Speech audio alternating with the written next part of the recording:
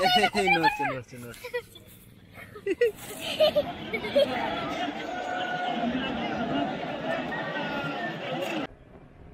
নমস্কার বন্ধুরা, কেমন আছেন সবাই? আশা করি সবাই খুব ভালো আছেন।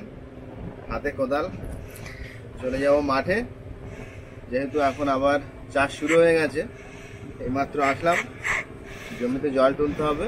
ধান রোয়া চারিদিকে শুরু হয়ে গেছে, আমরা একটু লেট করে ফেলেছি। তো আসুন মাঠের দিকে যাই।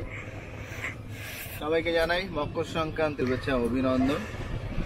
আর মকর সংক্রান্তি মানে সবাই কিন্তু পিঠে পুলি খাবেন, ভালো ভালো পিঠে পুলি। আর আমাদের বাঙালিদের তো মকর সংক্রান্তি মানে বিরাট ব্যাপার, পিঠে পুলিটা খেতেই হবে। আমাদের মটর রেডি হচ্ছে, পুরো সিজনের জলটা এখান থেকে যাবে।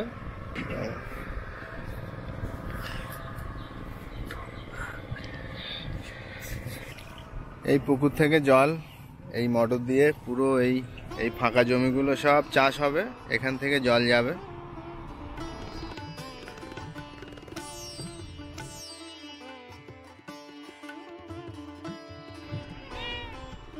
আমাদের জল চলে এসছে এদিকে।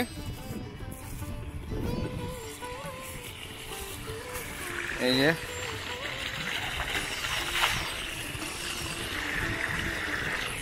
এই জলে সব ভিজে যাবে ওই মাথা পর্যন্ত আমাদের জমি। আশেপাশে সবাই কিন্তু ধান রোয়া চালু করে দিয়েছে, অনেকে জমি চাষ করছে। প্রচুর বক। দিদি দিদি ওই দেখ কত বক বসছে, দেখেছি কত বক বসছে, দেখ ওইদিকে। ওই দেখ আমাদের চাষ হয়ে গেলে কিন্তু এইদিকে বক আসবে সব। এই ইঁদুর বাচ্চা ইঁদুর বাচ্চা ইঁদুর বাচ্চা ইঁদুর বাচ্চা, এই যে এই যে এই যে ঢুকে গেছে, এখানে ঢুকে গেছে। নড়ছে নড়ছে নড়ছে।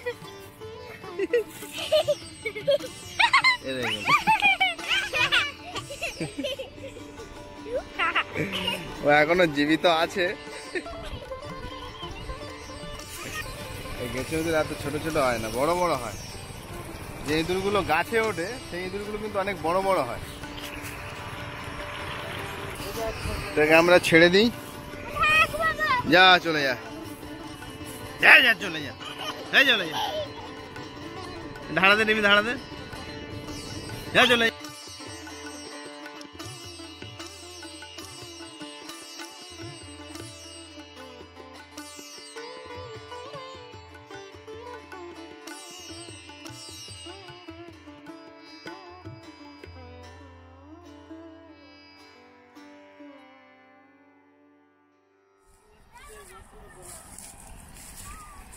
জল পড়ার সঙ্গে সঙ্গে তো নরম হয়ে যাচ্ছে। এই যে কাদা হবে খুব, কিন্তু এবারে এই সামনের দিক থেকে একটু দেখে আসি আর কোথাও কাটা টাটা আছে কিনা, নাহলে তো মাঠে জল উঠে অন্যের মাঠে চলে যাবে। আর হ্যান্ড ট্রাক্টরে চাষ করতে আসলে আর জল পাবে না। এখান থেকে গিয়ে স্নান করে খাওয়া দাওয়া করে একটু রেস্ট নিতে হবে। আর বিকালবেলা একটু যাব মকর সংক্রান্তি উপলক্ষে। আমাদের এদিকে আর কোথাও অনেক বড় নেই কাটা, তো এই এক জায়গায় আছে দেখছি। ইঁদুরের গর্ত কেউ খুঁড়েছিল মনে হয়। এবারে যাই। আর বিকালবেলা তো যেতে হবে মকর সংক্রান্তি উপলক্ষে মোরগ খেলা দেখতে। বহু লোক সেখানে আসে দলে দলে। ভিজে গেছিস তুই? চল এই কোদালটা ধর, এই পাইপটা নেবো, নিয়ে বাড়ি চলে যাবো।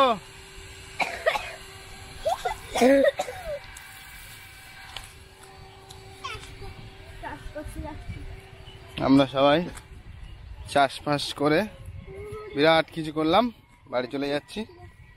এই যে জলে ভিজে লাইন হয়ে গেছে, আমি তো পাইপটা নিয়ে পাচ্ছি না।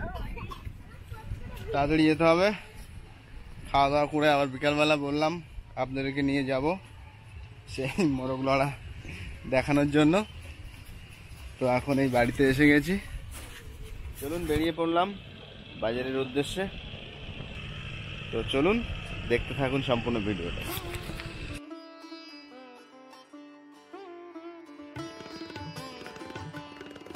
গ্রামের আঁকামাকা পথ ধরে চললাম বাজারের দিকে। আর দুই দিকে গাছপালাগুলো দেখুন কত সুন্দর লাগছে।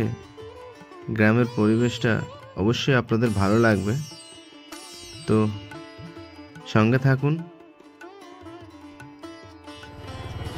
তো দেখতে দেখতে আমরা কিন্তু খেলার কাছাকাছি চলে এসেছি।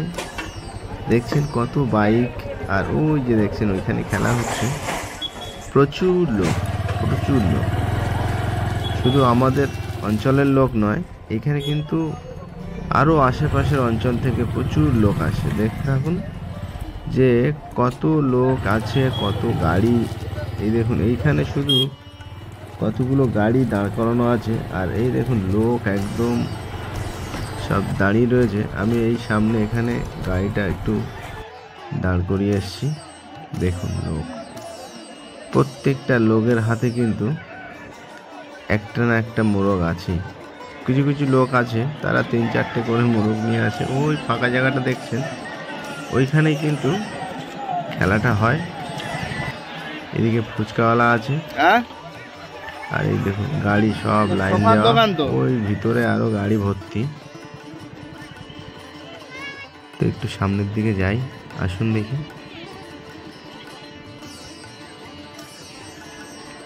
এইখান থেকে ভালো দেখা যায়, কিন্তু আপনাদেরকে দেখাতে পারবো না একটাই কারণে, আগের বার আমি দেখিয়ে আমার চ্যানেলে স্ট্রাইক চলে এসেছিল, যার জন্য আমি এবারে ওই ভুলটা করবো না। খেলাটা আপনাদের দেখাতে পারবো না, ওটা স্ট্রাইকের মধ্যে পড়ে যায়, জানেন অনেকে। এই জন্য আপনাদের এই পরিবেশটা দেখাচ্ছি, কিন্তু খেলাটা দেখাতে পারছি না, দুঃখিত।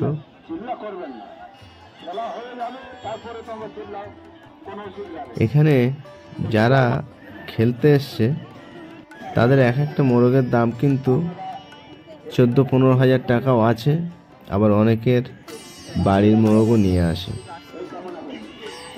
এই মোরগগুলো কিন্তু বাড়ির মোরগ, এগুলো 400-500 টাকা এরকম দাম। এবারে আরেকটু ইন্টারেস্টিং জিনিস চলুন দেখে আসি। সেটা হলো এর আরেকটা আকর্ষণ বলতে পারেন। এইগুলো দেখে অনেকেই বুঝতে পারছেন, এখানে কিন্তু হাড়িয়া মদ বিক্রি হচ্ছে, যেটা আদিবাসী সমাজের মানুষরা বেশি খায়। অনেকেই খায়, শুধু আদিবাসী সমাজের মানুষ বলে নয়, তো ওনারা এটা একটু বেশি খায়। আদিবাসী সমাজের মানুষের কাছে ওটা কিন্তু প্রসাদ ওনারা মনে করেন। তো চলুন আস্তে আস্তে আবারও বাড়ির দিকে ফিরে যাই। তো আজকের ভিডিওটি যদি একটু ভালো লেগে থাকে অতি অবশ্যই একটা লাইক করবেন, আর আমাদের চ্যানেলটা সাবস্ক্রাইব করে পাশে থাকা বেল আইকনটি প্রেস করে দেবেন।